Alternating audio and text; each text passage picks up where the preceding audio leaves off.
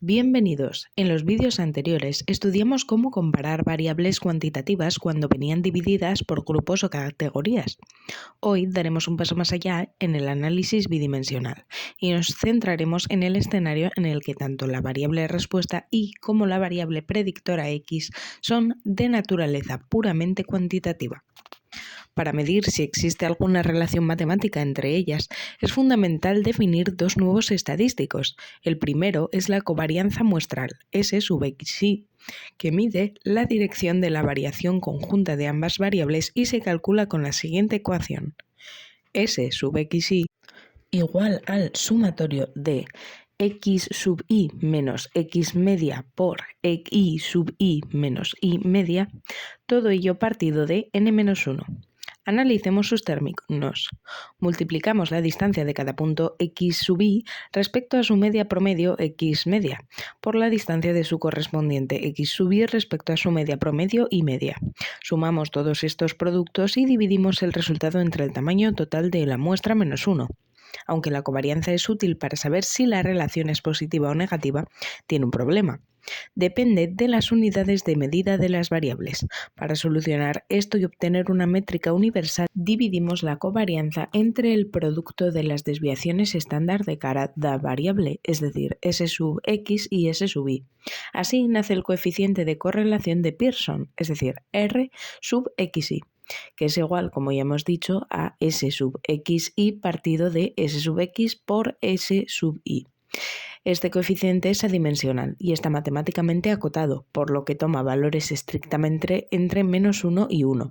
Un valor de 1 indica una relación lineal positiva perfecta, un valor de menos 1 indica una relación lineal negativa perfecta y un valor cercano a 0 nos revela la ausencia de una relación de tipo lineal. Antes de calcular cualquier número, el primer paso obligado en ciencia es plasmar nuestros datos visualmente mediante un diagrama de dispersión.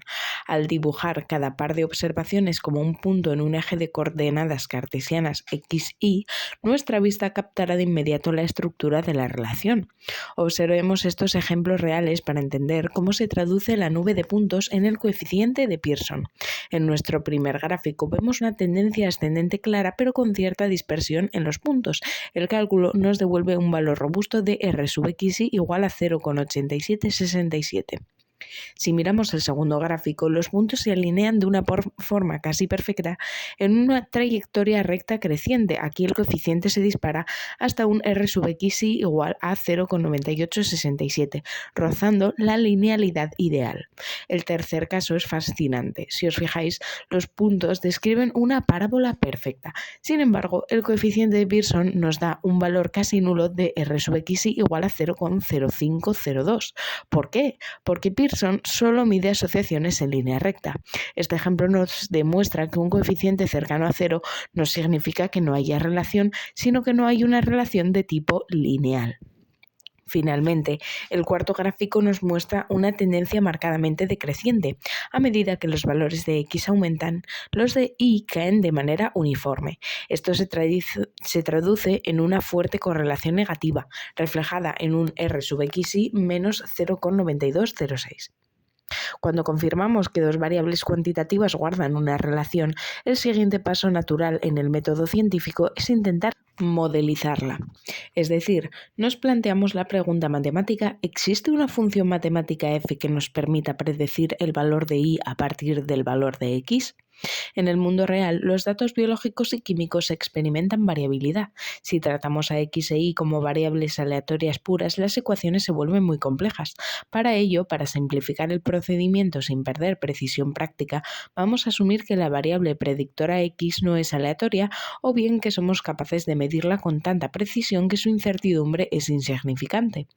Sabiendo que ninguna función matemática exacta se ajustará al milímetro a todos los datos reales, introducimos el concepto de modelo estadístico poblacional, donde y sub i es igual a una función de x sub i más error de y. Aquí el valor real de nuestra variable y medida y sub i es la suma de dos componentes, el valor teórico exacto que dictamina la función matemática para ese punto, f de x sub i, más un término de error aleatorio o perturbación, e sub i. Este error recoge todo aquello que la función matemática no es capaz de explicar, como errores de medición o variables omitidas. El escenario más básico y ampliamente utilizado en la ciencia es aquel en el que asumimos que la función f es lineal en sus parámetros. Esto da forma a la famosa ecuación de la regresión lineal simple, es decir, y sub i es igual a beta 0 más beta 1 por x sub i más ei. Desglosemos los siguientes componentes poblacionales. B0 es la ordenada en el origen o el intercepto, el valor teórico que adoptaría i si la x valiera 0. B1 es la pendiente de la recta, que nos indica cuántas unidades cambia la variable y por cada unidad que incrementemos en la variable x. EI es el error aleatorio poblacional. Para que el modelo sea válido estadísticamente, asumiremos que estos errores tienen una esperanza matemática o promedio igual a 0, lo que significa que a la larga los errores se compensan. Como los parámetros poblacionales reales beta 0 y beta 1 son invisibles, debemos estimarlos a partir de nuestros datos muestrales utilizando estimadores numéricos a los que llamaremos B0 y B1. Esto nos permite calcular un valor predicho u homologado, en el que estimamos i. I sub i estimada es igual a B0 más B1 por x sub i. Al comparar el valor real medido i sub i con el valor estimado por nuestra recta i estimado sub i, surge una diferencia a la que llamamos residuo muestral, e minúscula sub i. ¿Cómo encontramos la mejor recta posible? Es decir, los mejores valores para beta, B0 y B1. Aplicamos el célebre criterio estadístico de mínimos cuadrados. Buscamos minimizar la suma de los cuadrados de los residuos, definida matemáticamente como SCE, donde SCE es el sumatorio de las diferencias entre las i sub i reales y las i sub i estimadas al cuadrado. Queremos que la suma de estas distancias verticales de los puntos a la recta al cuadrado sea la menor cantidad posible. Para minimizar la función SCE recurrimos al cálculo analítico. Sustituimos i sub i estimada por la expresión de la recta, obteniendo la ecuación extendida, lo que nos da que SCE es igual al sumatorio de i sub i real menos B0 menos B1 por x sub i, todo ello al cuadrado. A continuación, realizamos las derivadas parciales de la SCE respecto a nuestras dos incógnitas B0 y B1 e igualamos ambas expresiones a 0 para forzar la búsqueda del mínimo matemático. Al reordenar los términos comunes, estas derivadas dan lugar al denominado sistema de ecuaciones normales. Al resolver este sistema lineal de dos ecuaciones con dos incógnitas, aislamos y obtenemos las fórmulas definitivas de los estimadores de mínimos cuadrados. De la primera ecuación normal, despejamos directamente el intercepto P, como B0 es igual al sumatorio de i sub i menos B1 por el sumatorio de x sub i, todo ello partido de n, lo cual nos da igual a i media menos B1 por x media. Esta fórmula nos desvela una propiedad geométrica preciosa. La recta de ajuste óptima pasa obligatoriamente por el centro de gravedad de nuestros datos, es decir, por el punto formado por el promedio de ambas variables, x media e y media. Por otro lado, al despejar la pendiente B1, obtenemos una expresión que conecta directamente con la regresión, con la covarianza y la correlación que estudiamos al principio de este vídeo. Nos da que B1, después de hacernos términos matemáticos, es igual a el coeficiente de Pearson por S sub i partido de S sub x. Como vemos, la pendiente de la recta es el cociente entre la covarianza y la varianza de la variable x, o lo que es igual, el coeficiente de Pearson multiplicado por la razón de las desviaciones estándar. Una consecuencia matemática directa del desarrollo que acabamos de hacer es que en cualquier recta ajustada por mínimos cuadrados, la suma matemática de todos los residuos muestrales es estrictamente igual a 0. Esto significa que las desviaciones por encima de la recta se cancelan matemáticamente de forma perfecta con las desviaciones por debajo de ella.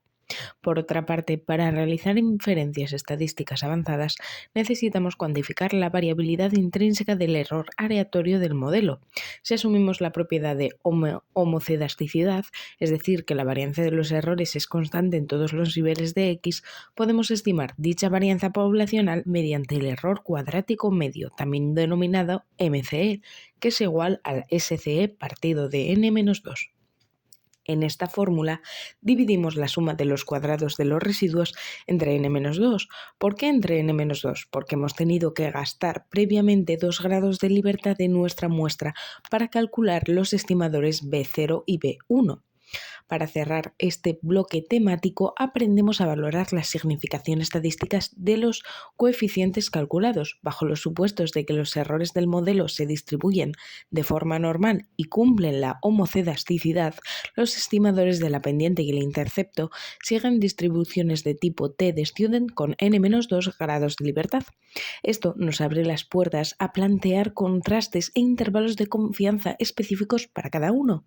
Para el intercepto o término independiente beta 0, definimos su estadístico de prueba como la diferencia entre nuestro valor muestral y el teórico dividido por su error estándar estimado, donde el error estándar estimado al cuadrado sería igual al MCE de 1 partido de n más x media al cuadrado partido de SCX. Aquí, la varianza estimada del intercepto depende del error cuadrático medio, es decir, del MCE, ponderado por el tamaño muestral y la distancia de la media al cuadrado dividida por la suma de cuadrados de X, es decir, SCX. Con esto podemos contrastar la hipótesis nula, H0 B0 igual a K, o construir su intervalo de confianza definitivo. Aplicamos el mismo rigor analítico para evaluar la pendiente beta 1, que suele ser el parámetro más importante del estudio, ya que si demostramos que es significativamente distinto de 0, probamos la existencia de un efecto real de X sobre Y. Su estadístico de prueba e intervalo de confianza se estructuran de la siguiente forma. T sub B1 igual a B1 menos beta 1 partida del error estándar de B1, donde el error estándar de B1 al cuadrado es igual a MCE partido de SCX.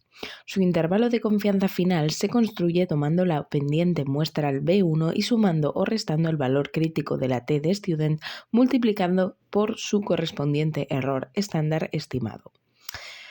Y listo, con estas herramientas ya no solo medimos si dos variables numéricas se asocian, sino que somos capaces de trazar la línea matemática óptima que las une, predecir valores futuros y validar la precisión estadística de nuestro modelo. Muchas gracias por acompañarme y nos vemos en el siguiente tema.